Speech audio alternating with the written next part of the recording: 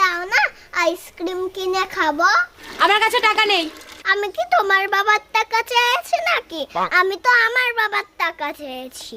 কেন, তোর বাবা কি লাখ লাখ টাকা দিয়ে রাখিস নাকি আমার কাছে?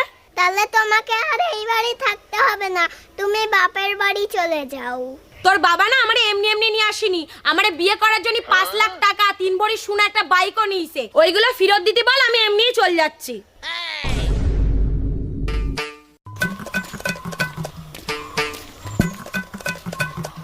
কই গো?